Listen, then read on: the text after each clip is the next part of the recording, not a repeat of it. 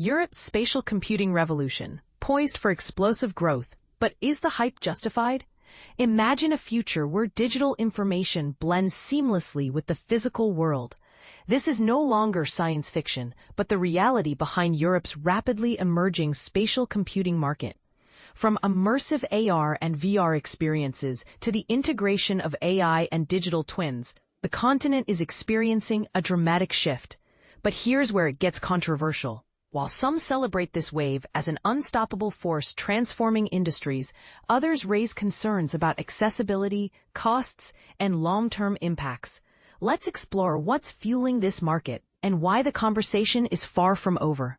Headline collaborations reshaping the landscape. The past year has seen headline-making deals and industry shakeups. In March 2025, the UK's Hedian announced an alliance with Google Cloud to embed Gemini AI models into its spatial computing suite, unlocking large-scale real-time simulations for sectors like defense and government. Imagine city-scale disaster preparedness or next-gen battlefield planning executed virtually in real time. By August, Eon Reality introduced an ambitious AI-driven initiative aiming to make spatial computing education accessible worldwide. Picture universities across Europe offering hands-on immersive AR/VR lessons on every major campus. Meanwhile, Microsoft and Qualcomm kicked off 2025 by teaming up to advance AR/VR hardware for healthcare and manufacturing. This not only boosts innovation, but sparks debate. Will these tools truly level the playing field for European manufacturers and hospitals, or will high adoption costs keep them out of reach for smaller players? Forecast: accelerated market growth. But who stands to gain? Analysts are already predicting impressive numbers. Between 2025 and 2032, Europe's spatial computing sector is expected to surge at a compound annual growth rate, CAGR, of 18%. The main engines behind this growth? Soaring demand for engaging virtual experiences, continuous investment in both hardware and software, and adoption in dynamic sectors like automotive, energy, healthcare, and gaming. Germany, the UK, and France are leading this charge. But does this dominance risk stifling innovation in smaller nations? Education training. Disrupting the learning experience. Europe's schools and universities aren't sitting out this revolution. Take medical students learning anatomy with Microsoft's HoloLens. Instead of textbooks, 3D holograms bring the body to life. Engineering and architecture students can now visualize structures in 3 dimensions before they're built. This aligns with the European Commission's 2021 to 2027 Digital Education Action Plan, pushing for advanced technology in learning. And yet, a challenge lurks beneath the excitement. Delivering real-time 3D models or virtual practice scenarios often requires high-end NVIDIA GPUs or sophisticated edge AI systems, solutions that are powerful but notably expensive. Smaller institutions find themselves asking, does cutting-edge training risk becoming a privilege reserved only for the well-funded? Key industry players' milestones. Major brands are investing heavily. Microsoft, Apple, NVIDIA, Meta, Google, Alphabet, HTC, and Sony. They're not just innovating. They're racing to outdo one another.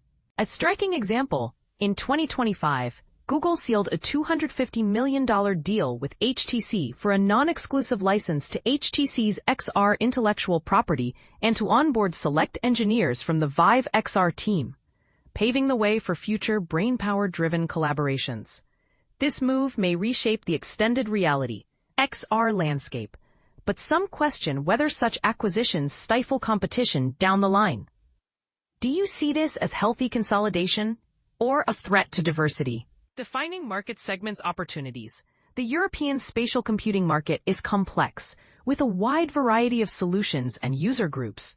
Solutions includes hardware, AR, VR, MR devices, game engines, 3D modeling, content simulation, and a spectrum of professional and managed services.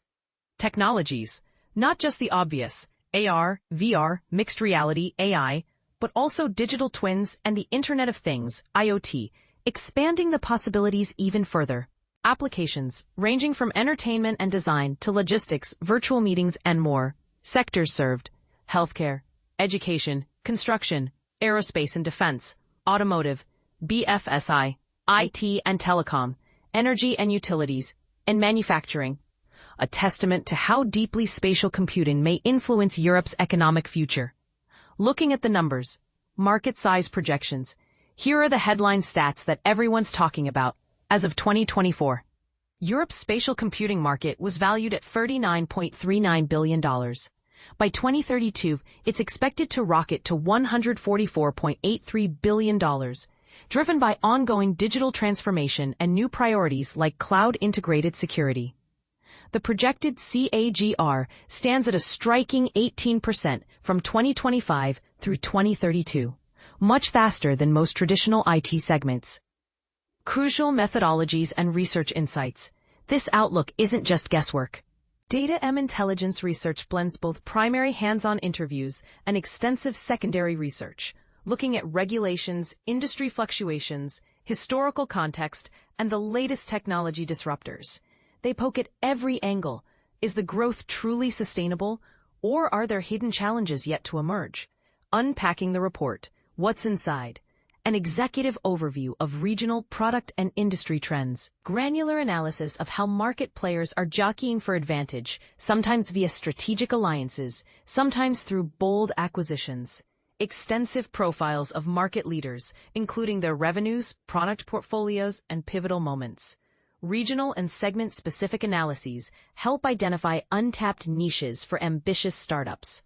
A full map of the industry supply chain, from raw inputs through to delivery and adoption, ensures that decision-makers understand the real dynamics at play. Who's shaping this conversation? With hundreds of companies and billions in investment at stake, it's no surprise opinions are divided.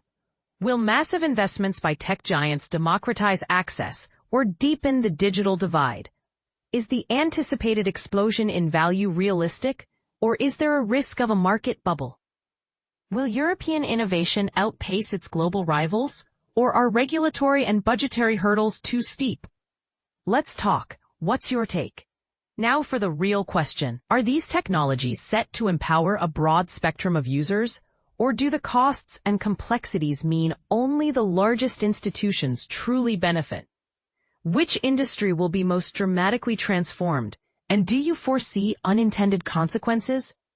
Share your perspective, whether you're all in on spatial computing or see warning signs others may be missing. Your insight could shape the conversation moving forward.